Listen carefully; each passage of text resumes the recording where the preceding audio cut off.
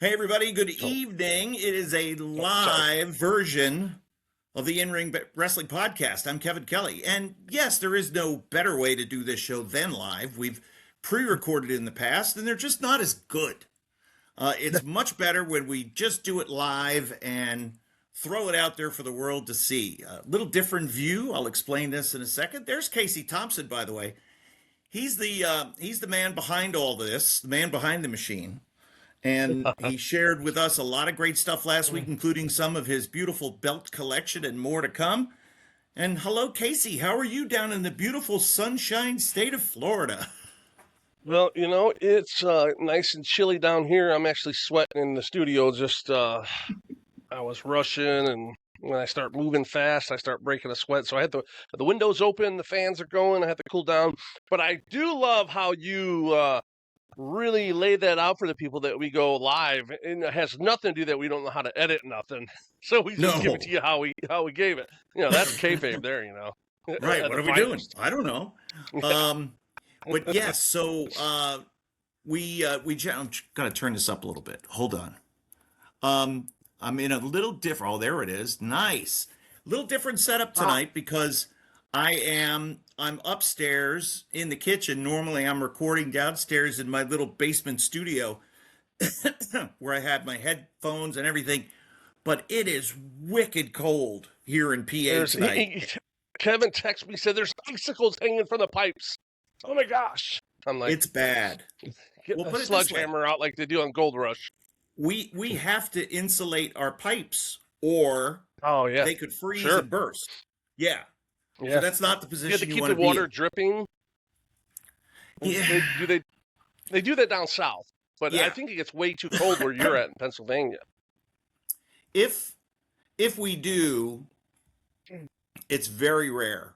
And Okay. it's like tomorrow's high is go it snowed today. We had about 3 inches of snow. Oh Then wow.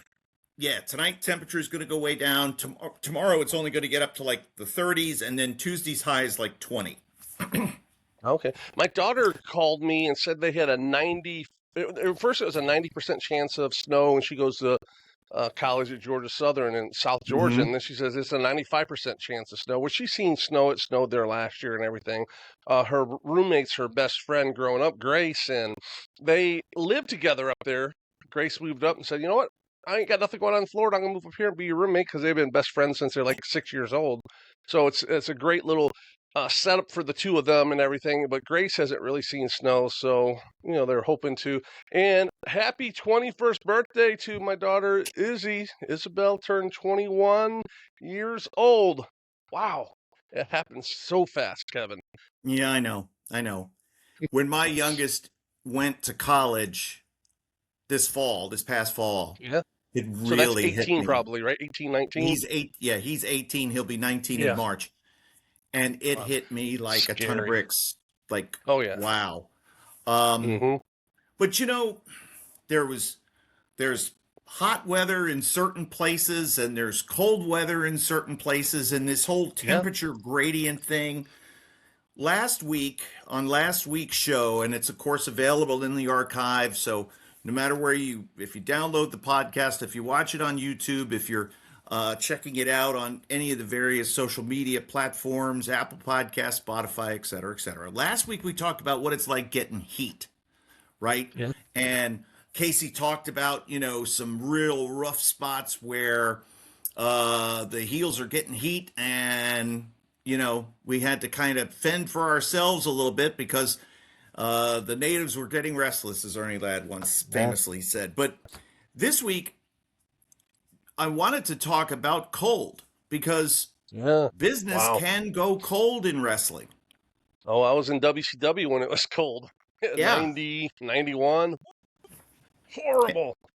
And I I told was, stories how at Center Stage Theater, where they would pay they bribe the homeless people with bagged lunches, fresh T-shirts, and all that to stay at Center Stage Theater, hold about 500-600 people. That way they could have people for the TV tape, and they tape like 3 or 4 weeks at a time. But they wouldn't give them all the perks of being in the audience until after the taping was over. well, you got to stick around. That's being cold. we we can't give away the t-shirts right away. And of course, while WCW was cold, so was WWF. Oh my Ooh, gosh. throwing out the water coolers. Yeah, I mean business of course fell off a cliff, and by, as hot as things were in 85, 86, all the way through, let's just say in the Hogan era, they were red hot.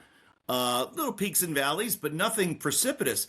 Then all of a sudden, early mid 90s, and business falls off a cliff. And instead of doing TV tapings in regular arenas, they're they're in Bushkill at the Fernwood place, and they're running small venues trying to tape TV. Eventually, in the Manhattan Center, which was expensive, but it was still small, only to turn business around and get hot again.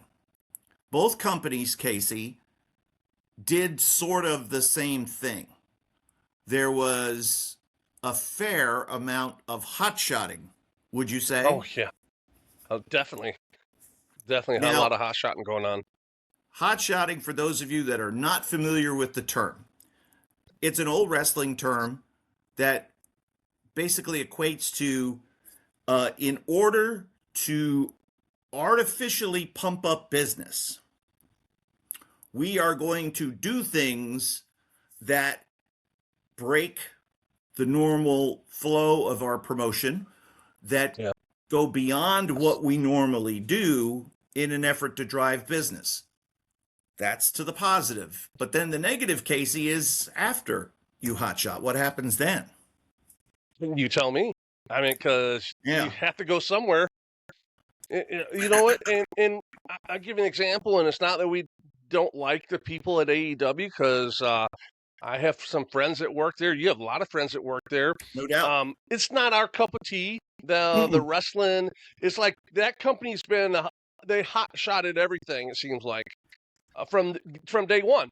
So what happens is they hot shot, usually it's like they hot shot an angle where usually an angle would last like 3 months, or even the territory days, 6 months. And then they had the big payoff at the end, so now they had hot shot the angle to where it'd be like it used to be from here to WrestleMania, then the payoff is the money, or the end of the angle. But now it seems like they started to do from pay-per-view to pay-per-view, hot shotting all the angles, because they want that payoff right away. They don't want to wait for the long-term angle to run out. But speaking of AEW, they kind of hot shotted everything from day one, and so you only can get so high up. You can't go any further. You can't do any more. You can't be more outlandish. Look at their injury reserve list. That tells you right there. So so I'm using the term in multiple ways right here, but they've hot-shotted the business, the work rate from the beginning, and it's like they can't go any more unless they kill someone on TV, which, that can't happen. But it's crazy. Yeah. And again, that term hotshotting kind of has a few different uses, because and the definition of it and all of the explanation of it came to me from Cornette, that every period of hotshotting is followed by a deeper and longer period of cold business. Yeah, you got to dig yourself back out again. Yeah, and you've got a deeper hole than you were in before, and it's going to take you longer to get out. That isn't necessarily what caused business in WCW or WWF to cool off when they did. WCW had a lot of they just had a lot of changes. WCW, I'm saying. Yeah, changes in management. Kevin, it shows Vince didn't hot shot it because they were down 83 weeks. I mean, don't get me wrong. When everyone says 83 weeks, they're down in the ratings in 83 weeks. What were the ratings when you guys were behind 83 weeks? What were your guys' ratings? 1.7 was the lowest number that I remember us getting. Okay, but that's February. The lowest. But yeah, would they love to have that rating right now? They would turn handsprings over that number. And you had two companies doing that. So it's not like when they say, oh, WCW was killing them. They weren't killing them. They were beating them in the ratings. The ratings were good for both companies, no matter who was first or who was second. I think that's a big misconception by a lot of people because if they were by themselves, the 2.0, 2.5, 1.9, that's a great rating. Anyhow, so Sure. but I think Vince he didn't hot shot the Angles to try to get the business back. He started building new characters and new all these new wrestlers and he built the card from top to bottom where they all meant something, and it finally all came together. And it took them around that 83 week mark or whatever. Then they started taking over, and it was like a rocket ship. So I think, props to him for holding back and, instead of trying to hot shot it, because he knows that where it's going to get him if he does that, I think where we saw a lot of hot shotting was in the undercard. And that there were wild like schmazes that would happen at the end of the shows and things like that, but they weren't necessarily blowing through a ton of main events. They were giving good main events to TV. There were a lot of things I know that Russo wanted to do to drive, a title can change anywhere. It's not just going to be on a pay-per-view. It could happen on a Raw. It could happen, SmackDown. Right. It could happen here or there. And I get that, because then you want people to always be like, I have to watch always because you never know what's going to happen. Right. That's the philosophy he's trying to instill in them. And then some of the purists, Triple H, who of course was the champion at the time, were like, well, we really don't want to hotshot the belt because then it devalues the belt. Again, if you hotshot the belt, then again, the belt doesn't mean as much for a longer period of time than the one you're currently in. And it won't necessarily change business. It will just give you a short-term burst. You'll go faster. Right. It's like hitting the nitrous on the car. You'll go faster for a few feet or a little bit, quarter mile, but then you go back down to normal speed.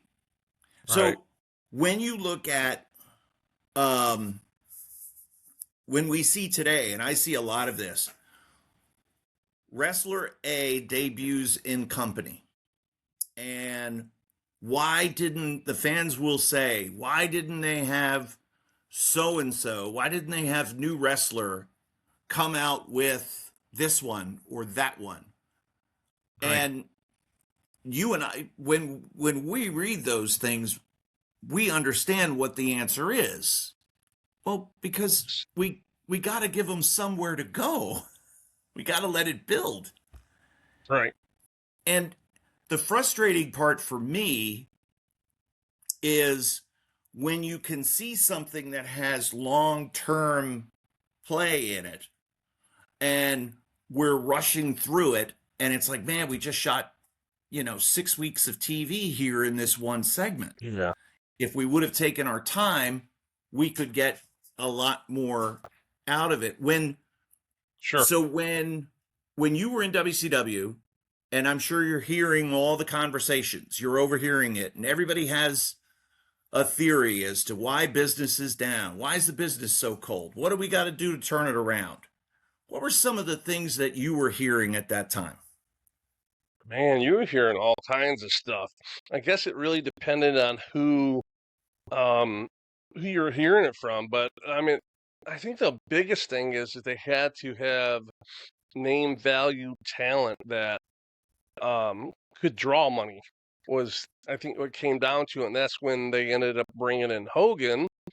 And because I don't think WCW ever did a really good job, especially in the early years of building talent. And I think it was the transition was going on from doing a lot of enhancement matches on TV and to the live programming where every match was, I guess, what would it be called? The house show. So like a live Nitro, you mean? Yeah. Okay, yeah. Yeah. That's a big expanded, that's somewhere in the middle between a house show and a pay-per-view. Right. It's Yeah. a So big souped up live event. yeah, exactly. So I think a lot of that, and then it's just really bad. I mean, that's probably The Office. Now, The Boys, it was just bad booking because they went from having Dusty to Flair having the book, Ole Anderson, and Bill Watts. When Bill Watts came in, he decided, okay, we're going back to the territory days. Take the pad out around the ring. No, everyone had to wear a ring jacket to the ring. You couldn't have matching tights. You couldn't throw anyone over the top rope. You couldn't come off the top rope.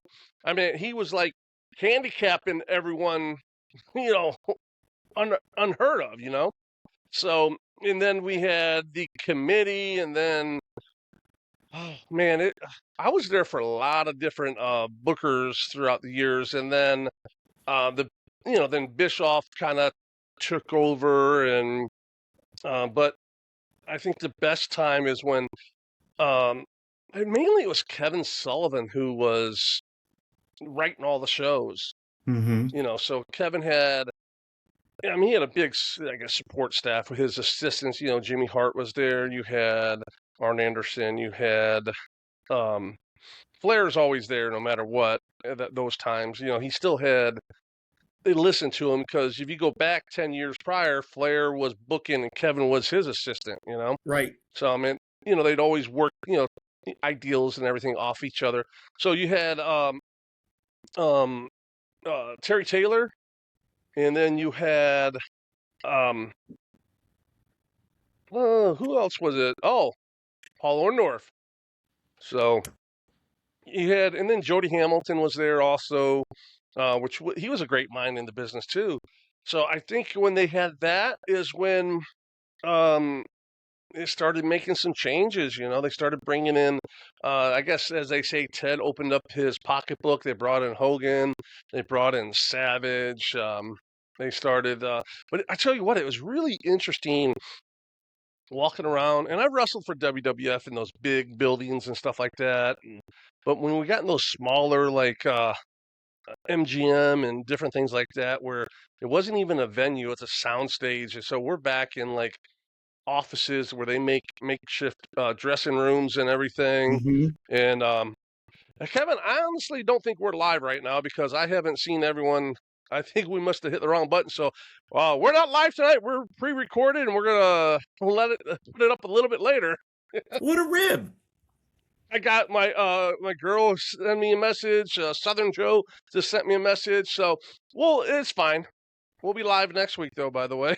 We will be live next week. We made a big deal out of that at the beginning. So just remember that when you heard that, we thought we were live. Yes. And that's what really matters. That shows that right here shows this is why we do everything live. So so going back to what I was saying, it was really, really interesting when you're in a office setting with all these big mega stars. Like I remember, whoa. Can you see me, Kevin? Yeah. Kevin. Okay, I got you now. My monitor went in and out. Okay, can you hear me? Yeah, of course. Oh, okay, sorry. You sound great tonight, I have by to the way. edit that out now. That was strange. What's that? You sound great tonight. Your I look microphone great is really like I sound super great. clear. Oh, thank you. Oh, okay. What's weird is I bought another a microphone, and this is probably what the problem we were having. Why I was on earlier and I turned off to go live because I was doing some test stuff, but I turned it back on, so I don't understand what happened because I got a new microphone, and before I got a headset microphone like you have, but it was wireless.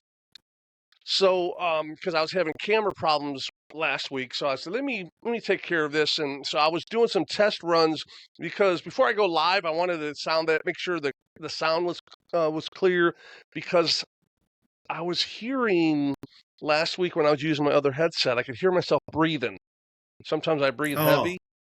And it drove me absolutely crazy when I was making the short, so I had to turn the music up a little bit on it to cover up my breathing. So this microphone's really good because it blocks out all that stuff. any noises, the dog could bark in the background, the doorbell could ring, anything. You don't hear any of that stuff. Like if I turned on my phone, which I don't even know where I put my phone. Oh, there's my phone. If I turned on my phone, I would I could play music. You wouldn't even hear it. So it's really good microphone. So I did some testing with the new one, and I could, one was distorted, the other one was like high pitch and all kinds of crazy stuff. So I said, let me look at the camera, and me, the eye tech, guru, I was able to figure out what the problem was, and I fixed it. So I was able to use the same setup I always did. I guess in the midst of it all, I made a conscious effort to turn on the switch up at the top that says to go live, and apparently it didn't, but it said to us going live when we hit the button. So yeah, shit happens, guys. Sorry. It's the way it is. So then Joe's driving around his route in Australia, all pissed off not to hear his weekly fix of in-ring wrestling podcast on Monday morning there, at that. Because he's ahead of time. How am I supposed to get my work done? Blah, blah, blah. Those damn guys. So yeah, it's weird when you're looking at wrestlers that you grew up watching or that you saw as you were on your way up, and you were like, man, I want to be where they are one day in these big arenas, and now you're seeing the whole company come down. Do you think it devalues them? Do you think it devalues their star power to where if you see a huge megastar, but it's in a smaller building? That's a really good question. No, I don't think so. I just think people take it and it's more of an intimate experience. Right. Business must be down because they're here and they're not at the, or Orlando Arena, as we used to call it, Right. When I started, the top guys were Flair, the Horsemen, but Sting and Luger and the Steiners. Those were like Flying Brian. Flying Brian was a mid card guy. I mean, those and WWF had Hogan, Savage, Legion of Doom. This is like 90. So then business kept on going down, and then they opened up, and that's when Hogan, I guess 96 is when it really started. That's when Hulk came over, somewhere around there. Don't hold me to my date, somewhere around there, because that's when we first started. It was actually like 94.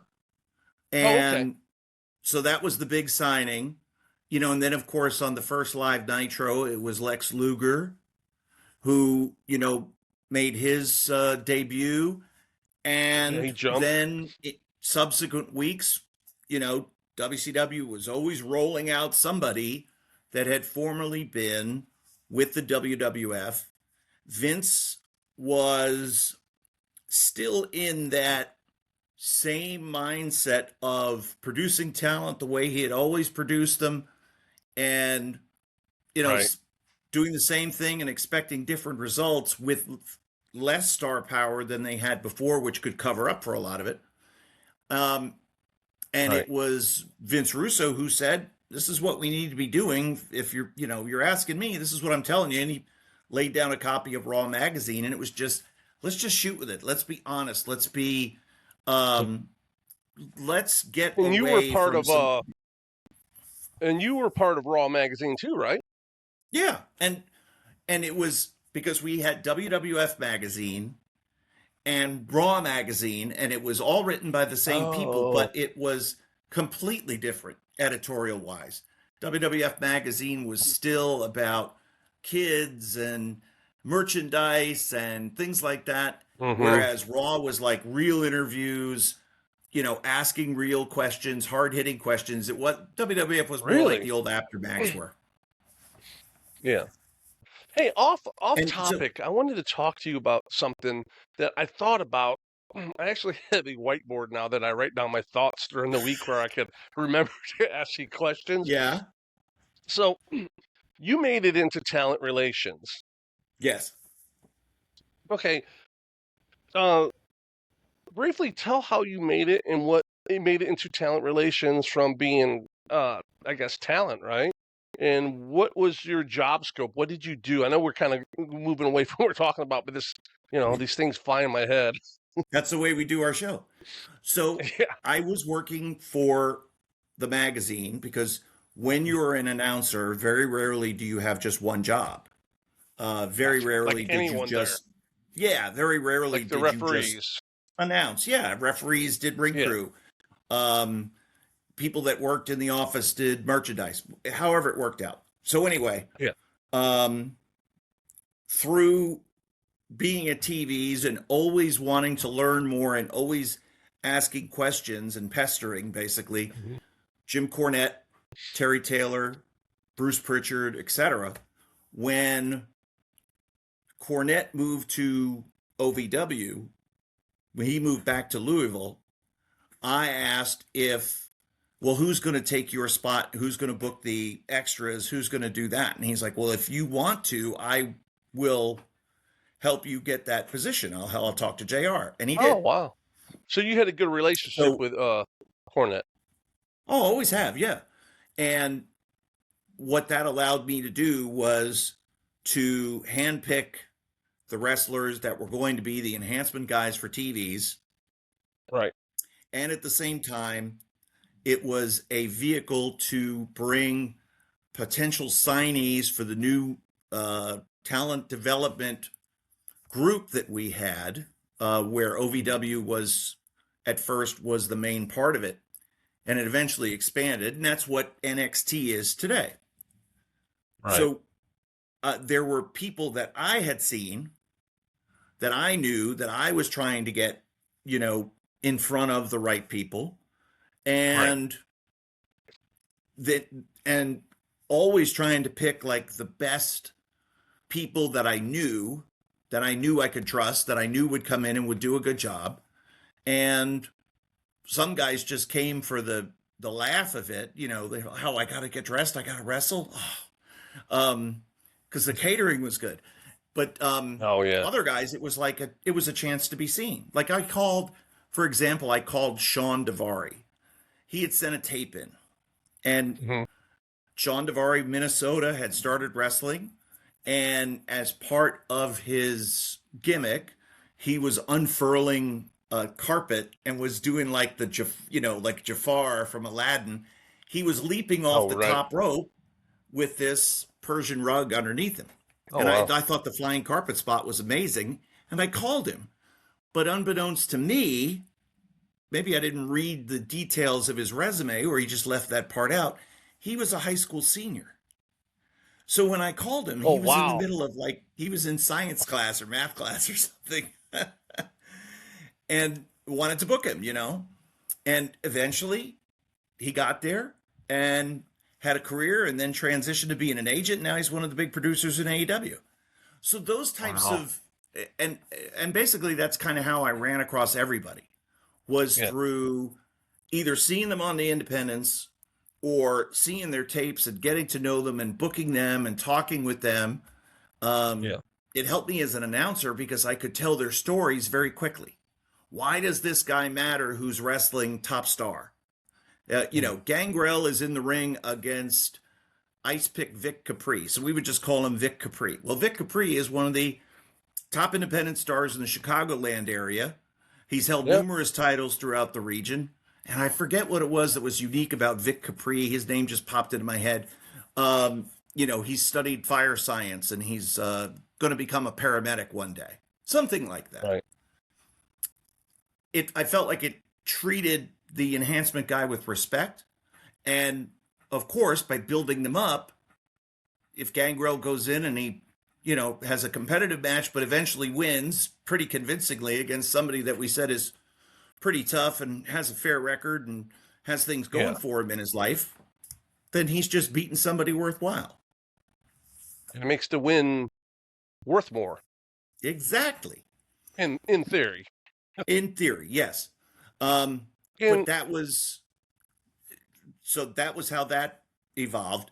Then I got traded back over to the TV studio when they started that new show Confidential, okay. because I was the only one that knew these things because Vince wanted to do the 60 minutes. When 60 minutes meets wrestling, pal, that's what I want to do. Ha ha. And so, who's going to come up with the stories that we're going to do? What? Well, let's do one on the Ric Flair plane crash. And I heard Ric Flair was in a plane crash. Oh Yes. my gosh. That How was do you? who said it? Who said that? A young production assistant. Oh, okay. They should be fired immediately, I think. You give him a break. You give him a pass. But that was part of it. And Wow, here's it's crazy. no, here's all these real stories from, Yeah, from this and that. And of course, they led with the realest story of them all, which was Shawn versus Brett, which we've talked about, and yeah, what was real and what was not, and how did it all go south. But in the middle of it, and through this whole period, what turned it around was the biggest reality show of it all was the McMahon family yeah. and all the different personalities. It's what drove business in Puerto Rico. They were doing the exact same thing at the same time, um, with a different family, you know? Yeah. And it was Cologne. just all of that. That episodic talking to Dutch Mantel. That was what he did to make all of those people mean so much. So, Right. and that of Now, course is after you were, do you know some of the other people that's had the same position you did? I know Tommy Dreamer has, because Tommy called me a bunch of times because he noticed that the tape was an MXPW tape that came up there, and Tommy was best friends with my wife at the time's mm-hmm. um, girlfriend. Well, he was his girlfriend. Her best friend was his girlfriend growing up, in the neighborhood in Yonkers. So he knew who. So he'd call me, "Hey, what's up with this kid?" And this and that. So I know Tommy Dreamer's had it. And Nova was one of them that's had it. Right. Dr. Tom, Yeah. Tommy Dreamer, Nova, and then I think it was John Cone, one of the referees. Oh, okay. Um, there may be other people that I don't know of, but I know that John Cone for the longest time had been the contact for enhancement guys, extras. He would be the one that would contact you quite often. Right. So yeah, but Nova was famous for telling guys that they needed to be on steroids. And Wow. let's Really? be fair, he wasn't wrong, you know, Right. but But if that at the was same 10 years time, earlier during the trial, that would have sunk Vince. He would put him out of business. that would have been a bad thing. It's a bad thing to say in 2000 something, let alone Right. 1992. Um, Right. what we would say, what I would have said is just watching your tape, do you look like the guys on TV? Well, Right. that's what you need to start to try to look like Sure. because that's what you're graded against. So that's Right. saying, hey, you need to get on the gear, kid, without saying it. Yeah. I remember when I Um, was in the best shape of my life and I just happened to, Thunder was in Orlando, and I was like, oh, let me go up there for the day. I get some catering, see the guys, see Kevin. Kevin was the booker then. And mhm. I walked by and Penzer's like, hey, asshole. I'm like, hey, what's up, Dick? Because it's how me and Penzer's cool. They just, and he's like, you're not eating the free food. I said, yes, I am. Something like that. And then um, a minute later, Kevin was walking by with um, with Penzer, and he's like, "Hey, baby," and because then Penzer's like, Casey's here. Like, yeah. So then Penzer walks up and says, "You got your stuff with you?" I'm like, "Of course." And I was 235. I was lean. I was dark. I mean, the gear was good. Everything from A to Z was clicking. And Mhm. he's like, "Yeah." So me and another Florida guy, Rick Thames from the Southern Posse, because the Southern Posse was there. Well, Rick was there. I think Ron Nemi was there. Um, a guy named Mike Perkins, a little bodybuilder guy. He was there, and then um, Jeff Bradley was there too, because they were doing Okay. some security things and like that. They were the ones that were booked to be there, like you or Nova or Tommy Dreamer would book to bring in some local guys. I just happened to walk up, and I was just hanging out. So all those guys were there, and they picked me to work with in a tag match against Don Harris for the WCW World Tag Team Championship. We almost won, Almost. but everything was clicking. I was floating in the ring like a butterfly. I know it sounds cliche, but you know, it's just that's when that's when you're at that level. Everything is just smooth. It's like silk. Just like slide. So I was like that working with them and everything. And like, oh my God, we got to talk to the agents about you. And that's when we got to talk to Arn and which I knew all those guys and everything. And I think what happened is right after that, they all got fired. It was one of those It's things that was going on. But it's part of the business and everything. right. But I have actually pictures from that night. I was doing that. I posted them once. I was doing a pull apart with Hogan and Sid and everything. We need So to it's we need to make sure that we're posting those all the time because I want to relive those memories and say oh yeah, here's Casey all gassed up. yeah. Yeah, I was too. I was on a lot of gas back then, so And so when I was in talent relations, I was kind of always looking for somebody, that spur of the moment kind of thing. The only one I can think of that happened after I left was Antonio Thomas of the Heartbreakers was an enhancement guy, and Vince saw him and said, "Are you wrestling tonight?" And he's, "Yes, sir, I am." Well, this is exactly the type of guy that we need. And so oh wow. Laurinaitis heard that and grabbed him and said, "Come here, kid, we need to." Let me sign you real quick so I can look good for Vince. Yeah. And they wound up. I will say, when I was working WWF back then, I was in good shape and everything the same. But the crazy thing is I would always hear Stone Cold, because I was shaved, had the goatee at the time, and he was about an inch taller than me. We could have passed as brothers, like I was his younger brother, and it was scary. And I wasn't doing it intentionally, wasn't trying to be. I never said I was, how people would say, yeah, that's my cousin or brother. I never did it. I just did my own thing, My name was Pesticide Pete, so come on. I wasn't trying to be nothing like Stone Cold Steve Austin, So You were putting the gas mask on, inhaling the shit.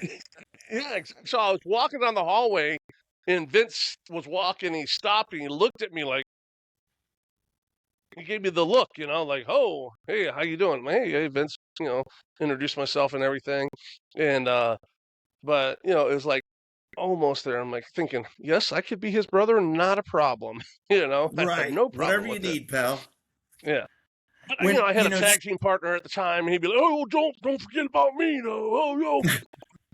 You know how Cliff was. By the way, I did see the news that Fort Pierce is getting a huge Buc-ee's. So that's really, that's big news. Wow, that's cool. So I always say the name of the town like as if Cliff was saying it. Fort Pierce. Fort Pierce, come on. I can't help but say it like that. Congratulations, Fort Pierce, on getting a Buc-ee's. Let's talk about, because bodies are important and look is important and shape is important. And it looks like, from all indications, Casey, that someone that we know, and certainly someone that fans have seen a lot of on television over the last few years, Powerhouse Will Hobbs is getting ready to leave or has left AEW.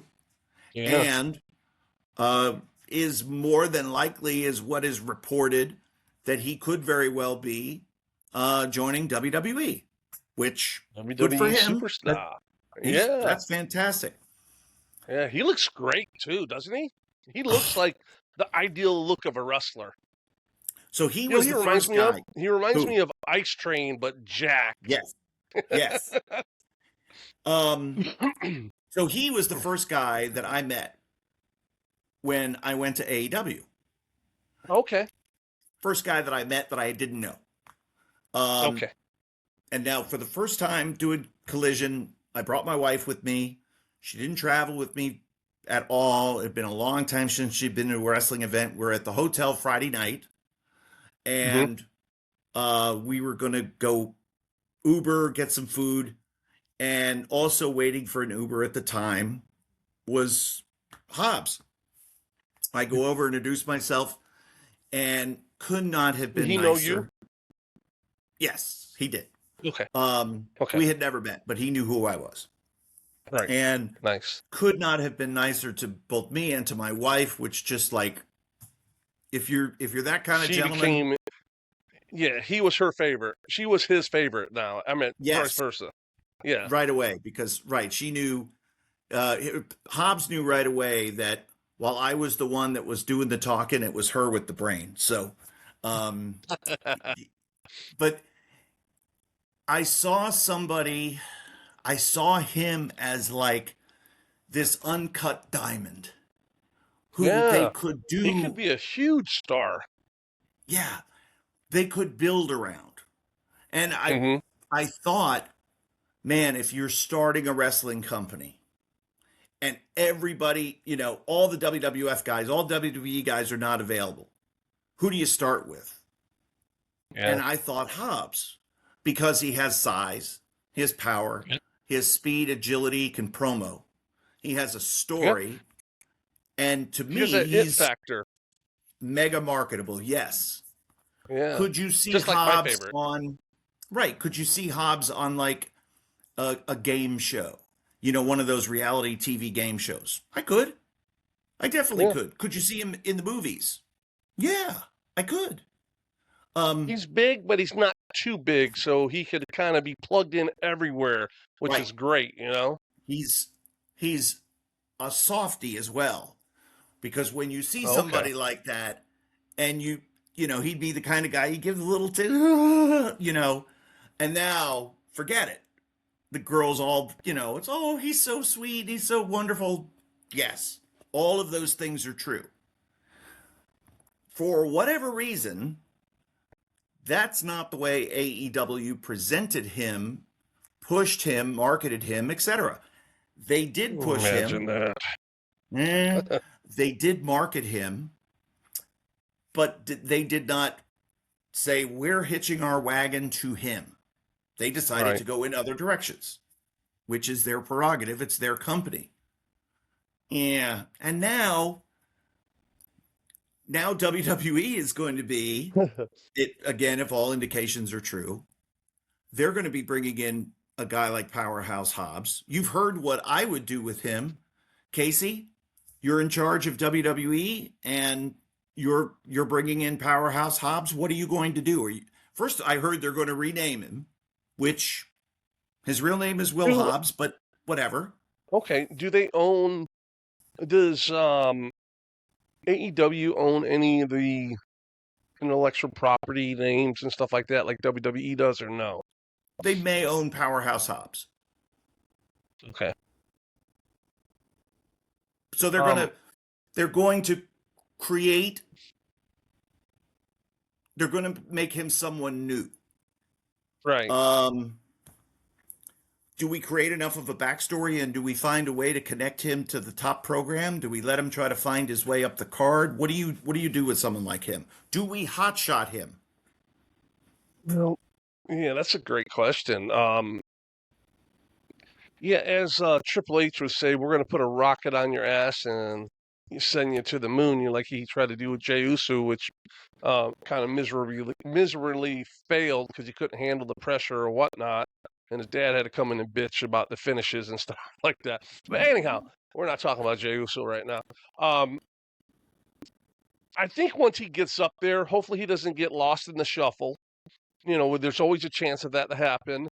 Um, I'm hoping that I mean, he does. I mean, he has, just looking at him in the pictures, he has an athletic, he's very athletic, has just has everything, fits that whole package together. So hopefully they put him in something that's meaningful. And yeah, I don't want to say about hot shotting him, but yeah, definitely, you know, work him to be in where he's a main eventer for WrestleMania. And boy, I'd love to see him against my guy. Say his Who's your name, guy?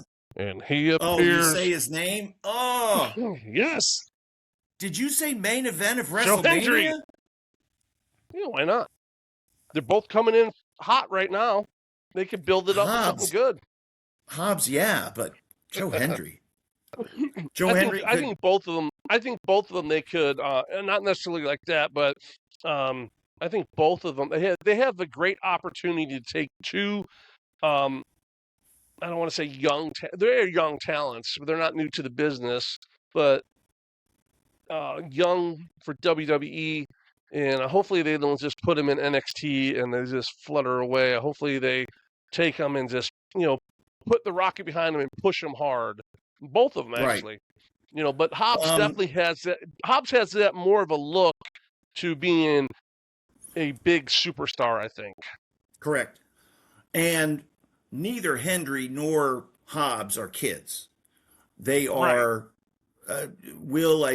Will's in his upper 30s, Yeah. and I know Joe Hendry has been around for at least a decade. So Right. Which it's actually, if anyone in the business that really is going to be truthful with you, you're not in the business less. I really got everything going. I was just talking about A to Z, everything. 10 years in the business, where you yeah, understood the psychology of the business, because everything's against everyone right now because they don't wrestle as much as they used to back when I started.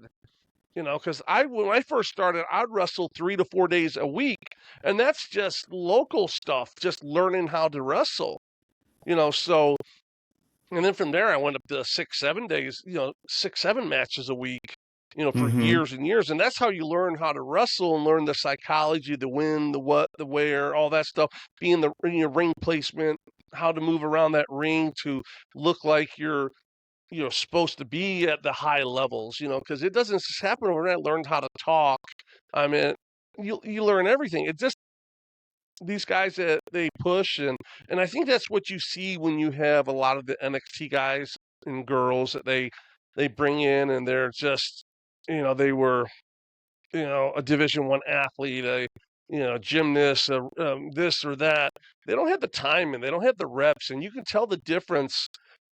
Maybe the average person, but someone that knows, I'm sure you can, Kevin. You can tell the difference when you see someone that knows how to get through that match, from what they practice in the back, from someone that knows how to wrestle and can get through any match against anyone, anytime.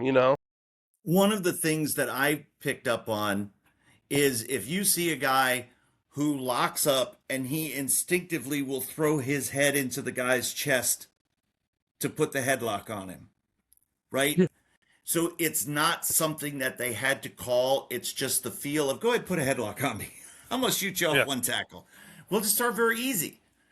Those are the little, like, when you start to see that next level of intelligence. I think what we're going to see from Hobbs Which is I that, used to do that.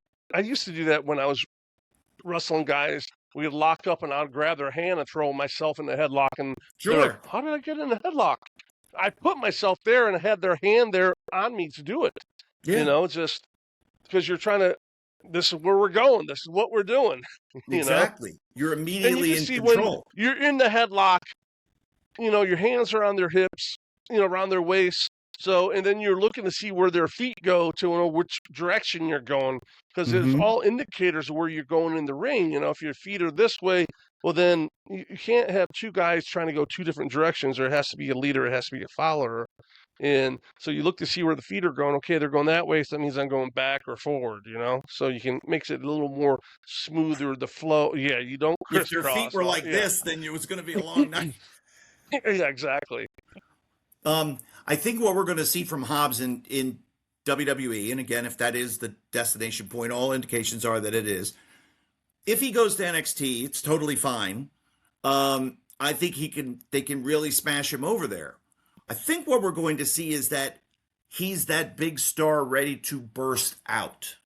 Yeah. That I think that through the number of starts and stops that he had in AEW, I think Hobbs was always kind of put in a wait and see approach thing. And we're going to try this thing with you. We're going to start something here. But it never really had a beginning, middle, and an end. Huh? What would Cornette call that? What would Cornette call that? Lazy booking. Lazy booking. How about Hobbs and Steiner's kid? That would be a good matchup. They both look like athletes there, don't they? They both had that charisma and that look. Wow. That's where you can go. You can't just automatically bring him in, though, and have him jump CM Punk or Cody, in my opinion. Right. Because we want to get him away from that AEW thing. Right. So Braun Breaker, excellent. Yeah. Excellent choice. That'd be a nice program, wouldn't it? It would be fantastic. Yeah. Hobbs strong enough to be able to lift and move and be a base for Braun. Braun would be solid enough in control of Hobbs to be able to do what he needs to do to get over. Yeah, wow. And I think it would be, as you said it, immediately it's like, I think they would have really good chemistry. I think their matches would be really good. Yeah. And we don't. Sorry, my boy's not going to make it this cut. Joe Hendry's going to have to, maybe he can carry NXT to another level, but, that's true. We're going to take a Powerhouse with. Maybe he could just go back to TNA. That'd be fine. That'd be okay. So speaking of TNA did have their first network AMC, their network debut in AMC. I heard a lot of bad reviews about. They only had 3 matches, I believe, and there was a lot of talk and a lot of stuff like that. So I hope they don't flounder it. The great opportunity they have. Maybe we might have to call Dreamer and have a little talk with them. Right. Here's something I haven't heard or read, but I'm going to throw it out there as a possibility. TNA puts out a consistently, and then fill in the next word, a consistently good, a consistently reliable wrestling show. They do the job that they need to do production-wise, capturing the images, of highlighting things that need to be highlighted, about avoiding shots that you wouldn't normally want to see. But it seemed like the critics said there were just a lot of unforced errors on the production side with this first show of TNA. First show of TNA on AMC. I'm wondering, did they have different people in the truck directing the show? Maybe they had Tony Khan's people he fired. Well, I know some of the people that work in production of TNA, and anybody can have an off night, but it just seemed like maybe there were different cooks in the kitchen. Yeah, it could be. Maybe that's part of AMC wanted part of it and used their production people, which you can't always use, production people that aren't familiar with the wrestling product, because it does not film the same way. You can't shoot it the same way. You have to know what you're doing in order to, I used to fight with my guy all the time. I almost wanted to I would scream and yell at him when we were editing. I said, I told you how to do this. And oh my gosh, I wanted to kill the guy half the time. And it was crazy. And to his credit, and others have said, well, you can't do it that way because I don't care, wrestling person. I don't care. This is what we have to do because we didn't get the shot we needed. So therefore, this is how we have to fix it. Right. You know it. I know it. We understand. It's like the wrestling first, the wrestlers first. Then TNA. So they had this show that didn't get over on AMC, and it was just a lot of weird missteps. But then they knocked it out of the park. They had a pay-per-view the next night, or yeah, it was Friday night, and it was great. They didn't miss one shot. So that Everything makes you was tight. that makes you think that their production staff was AMC, you know? I think That's so. a really good indicator right there. Yeah, which makes me think that's the reason why the show didn't have a good feel and flow, while there was a lot of Yeah. like backstage segments that maybe they came in at the 11th hour and rewrote it. I was just thinking of that. I was like, I wonder if it came in the last minute where because that would sour all the boys because they know their production guys. They know their a good camera guy will know your little habits that you like to do to make sure you're there. I mean, after time, you build a rapport with them. Any good wrestler is going to, give an Iggy to someone. Hey, Yeah. keep an eye on me. If I'm on your side, you have that shot, I'm going to do this. They're going to tell their producer and they're going to tell the truck, but they also have their favorite camera guys that they're going to do stuff towards because they know they'll catch it the way they want it to be seen out on TV through their eyes, Mhm. There's that trust factor is very important. Plus, if guys showed up to the building and they're all jazzed and everybody was on board, everybody's shooting out social media messages like crazy. It was an all hands on deck thing. I was really happy for everybody that's there. And Yeah. let's say they had an idea about what they were going to do coming into the day. Oh yeah, we're going to have you in a match against so and so, or you're going to be in a three-way with these two. What if they changed any of these things and all of a sudden, well, the show got rewritten? They've done a nice job of kayfabing it, keeping out of the dirt sheets. That's why this is Right. just speculation on my part, because Sure. I haven't Sure. seen it, I haven't read it, I haven't heard it, but it's interesting. Yeah. Maybe they'll go back Time will and tell, I realize. guess. Maybe they'll go back and It, realize they didn't do they their won't be best. able to keep it. Yeah, they won't be able to keep it quiet forever. We know that you can't No. keep a secret in wrestling. That's definitely 100% sure. We know that for a fact. See, I would be one to where, like, if I was a Tommy Dreamer, I might tell some stooge to make sure that so and so finds out about this. Yeah, they Um, just like in the politics, the White House press secretary, they're going to leak it to someone. yeah, you can't You know. trace it back to me, but so and so told so Yeah. and so that this is what happened. Um, that's why if I was ever accused of talking to Meltzer, I never did. So I never Yeah. did. But if somebody asked me, I would tell them. Not that I ever Yeah. leaked anything, because I didn't know anything half the time. That's the funny part. I could tell you who was going to, I could tell you the Loki was going to be booked on TV. He was going to be an enhancement guy, Yeah. but that was about it. But yeah, it's interesting. So when you look at the relationship with TNA and WWE, it seems like, where there's smoke, there's fire, and that could it have been WWE people that came in and produced this TNA show? Didn't they cut ties or? They certainly have helped them. Yeah. They probably Yeah, helped I get guess them a TV deal. Yeah, that's probably true too. I don't know. It's Huh. interesting. So Casey, since this isn't live, let's put this one to bed. I think we got a lot of good material in this. Yeah, And yeah, definitely talked about and some interesting stuff. next week I'll be back downstairs and I'll have my little headset on and I'll feel more comfortable. I want to dive into the belts more. Are you going to take people on tours of the belts? Is this what we're doing? I love that Yeah, concept. well, I'm glad you brought it up because it's right there on my whiteboard. Is we're having a new segment which will probably drop. I'm thinking Thursday evenings. You'll see it on TikTok, on YouTube. It's just basically belt talk. We're going to talk about some belts with Kevin and me. So, and it's not going to be long. It's going to be like 5 minutes, 5 minutes, something like that. Just us talking about the belts that I have on display right now. I think I had 22 of them, and I have about 6 or 7 more coming. What? So there's there's some exciting things happening here, and I'm excited for you.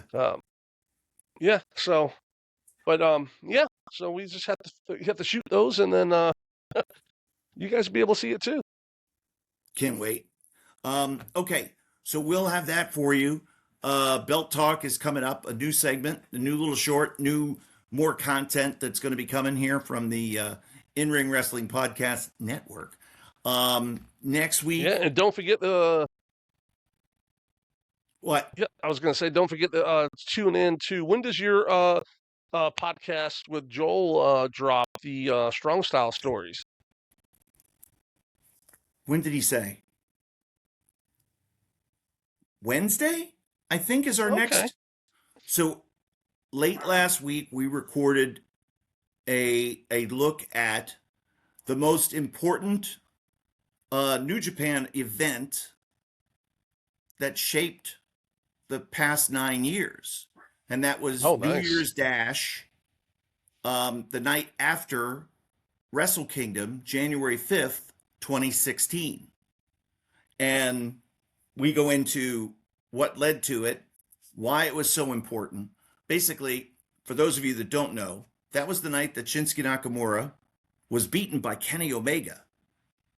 And Omega and the Bucks and the rest of Bullet Club, they all stomped on AJ Styles and threw him out of Bullet Club, and Kenny Omega became the new leader, all in one fell swoop. But how we got there and why we got there and what it meant for business and how things were going to turn going forward, that's why this is the most important one show that we ever did. It changed the business forever, what those guys were able to do. And it was amazing. It really was. You'll be able to hear that whole story and break down on Strong Style Stories. Yeah. Hey, right. Real quick question before we go. Did you have much interaction with Muta over there? Or was he already kind of out of the picture? He's gone. He wasn't in New Japan when I was there. Saw him at a couple of things. He was with Pro Wrestling Noah. Then he was out of the picture for a while. Then he came back to Noah. He did commentary on one show.